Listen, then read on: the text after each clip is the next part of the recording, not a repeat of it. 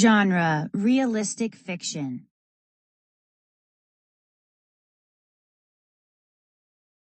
How Tia Lola Came to Visit. Stay.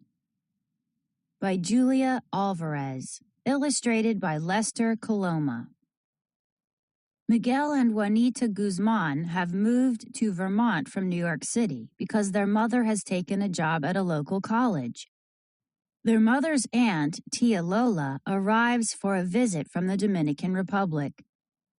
Tia Lola soon impresses Miguel's friends and Rudy, the owner of a local restaurant and the coach of Miguel's baseball team.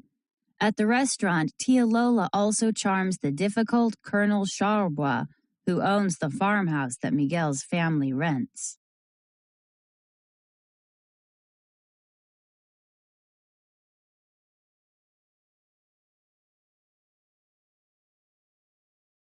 The long, sweet, sunny days of summer come one after another.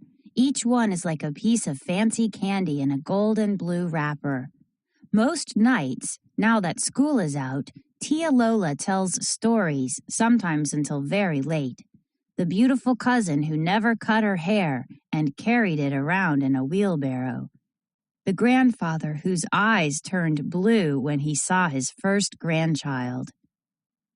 Some nights, for a break, they explore the old house. In the attic, behind their own boxes, they find dusty trunks full of yellowing letters and photographs. Miguel discovers several faded photos of a group of boys all lined up in old-fashioned baseball uniforms. Except for the funny caps and knickers and knee socks, the boys in the photos could be any of the boys on Miguel's team. One photo of a boy with a baseball glove in his hand is inscribed, Charlebois, 1934. Miguel tries to imagine the grouchy old man at Rudy's restaurant as the young boy with the friendly smile in the photograph. But he can't see even a faint resemblance. Since the team doesn't have a good place for daily practice, Miguel's mother suggests they use the black pasture behind the house. But let me write Colonel Charlebois first, just in case.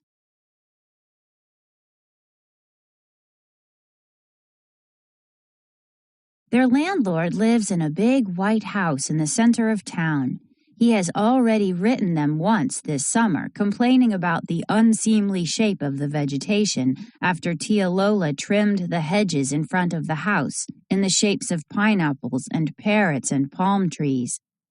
"Can't you just call him and ask him, Mommy?" Miguel asks. After all, the team is impatient to get started with practice. A letter will take several days to be answered. "You try calling him," Miguel's mother says, holding out the phone. Miguel dials the number his mother reads from a card tacked on the kitchen bulletin board. The phone rings once, twice. A machine clicks on, and a cranky old voice speaks up. "This is Colonel Charles Charlebois. I can't be bothered coming to the phone every time it rings. If you have a message, you can write me."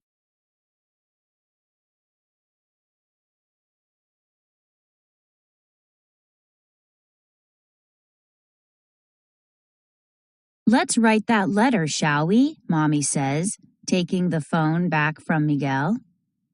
2 days later, Colonel Charlebois' answer is in their mailbox. It has not been postmarked. He must have driven out and delivered it himself. "I would be honored to have the team practice in my back pasture," he replies in a shaky hand as if he'd written the letter while riding in a car over a bumpy road. "Honored," Miguel's mother says, lifting her eyebrows. She translates the letter for Tia Lola, who merely nods as if she'd known all along that Colonel Charlebois is really a nice man. And so every day Miguel's friends come over, and the team plays ball in the back field, where only 6 months ago Miguel wrote a great big welcome to Tia Lola. Twice a week, Rudy drops by to coach. They play all afternoon, and afterward, when they are hot and sweaty, Tia Lola invites them inside for cool, refreshing smoothies, which she calls Frio Frios. As they slurp and lick, She practices her English by telling them wonderful stories about Dominican baseball players like Sammy Sosa and the Alou brothers, and Juan Marichal and Pedro and Ramon Martinez. The way she tells the stories, it's as if she knows these players personally. Miguel and his friends are enthralled.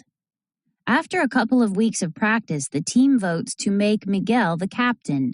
Jose, who is visiting from New York, substitutes for whoever is missing that day. Tia Lola is named manager. ¿Y qué hace el manager? Tia Lola wants to know what a manager does. A manager makes us frio-frios, Captain Miguel says.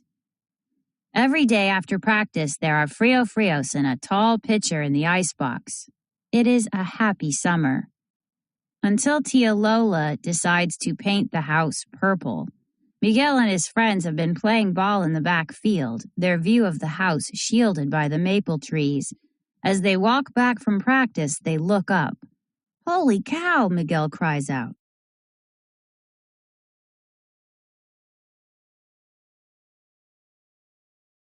The front porch is the color of a bright bruise. Miguel can't help thinking of the deep, rich purple whose name he recently learned from his father in New York. Dioxazine, he mutters to himself. The rest of the house is still the same color as almost every other house in town. Regulation white, Poppy calls it whenever he comes up to visit and drives through town. In her high heels and a dress with flowers whose petals match the color of the porch, stands Tia Lola, painting broad purple strokes. For a brief second, Miguel feels a flash of that old embarrassment he used to feel about his crazy aunt. "Awesome," his friend Dean is saying. "Cool," Sam agrees. They wave at Tia Lola, who waves back.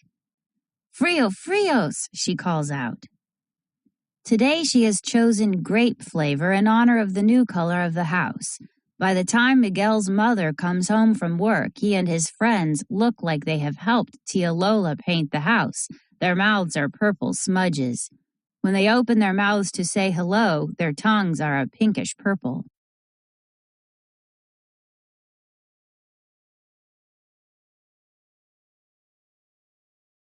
"Okay, what is going on?" Mommy asks, glancing from Miguel to Tia Lola.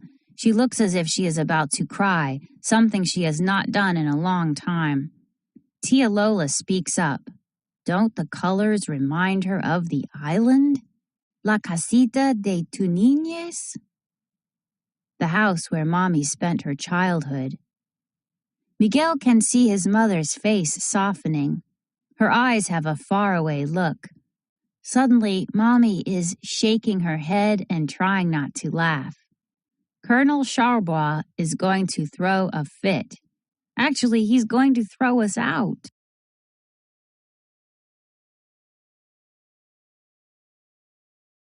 El coronel no hay problema, Tia Lola says, pointing to herself and Miguel and his friends.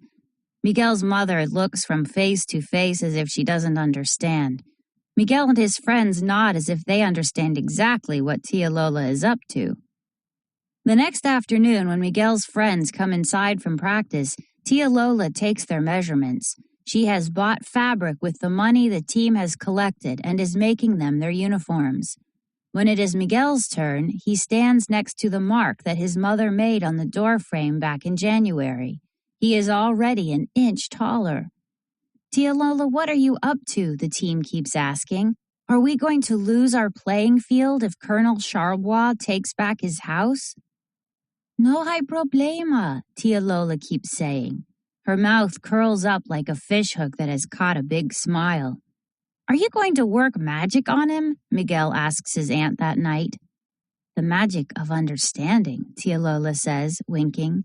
She can look into a face and see straight to the heart.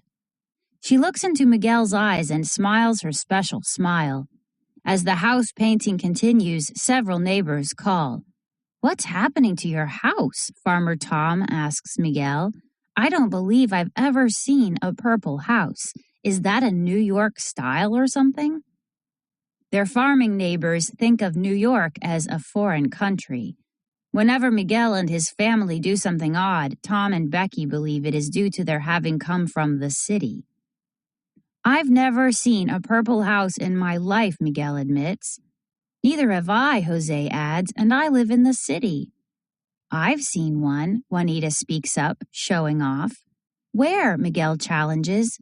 In my imagination, she grins.